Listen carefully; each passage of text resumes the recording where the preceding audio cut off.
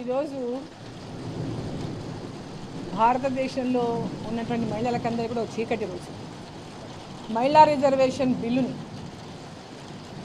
2023లోనే చట్టం చేసినప్పటికీ 33% రిజర్వేషన్ చేస్తూ నారీ శక్తి వందన అధినియం బిల్లును చట్టం చేసినప్పటికీ కూడా 2024లో వెంబడే ఎలక్షన్ రావడం వల్ల మనం అమలు చేయకపోయాం.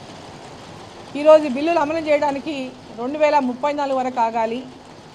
ఈరోజు జనాభా లెక్కలే కానీ అదేవిధంగా జనగణన ఇవన్నీ కూడా రావాలంటే సమయం పడుతుంది. కాబట్టి ఒకవేళ ఆలస్యం అయితే మనం ఈ బిల్లును మహిళా రిజర్వేషన్ ఇంప్లిమెంట్ చేయలేము. కాబట్టి 2029లోనే మహిళా రిజర్వేషన్ బిల్లు అమలు చేయడానికి వాళ్ళు ప్రధానమంత్రి నరేంద్ర మోదీ గారు ఇవాళ పార్లమెంటులో ఎన్డీఏ ప్రభుత్వం ఈ 131 అమెండ్మెంట్ బిల్లుని తీసుకొచ్చింది.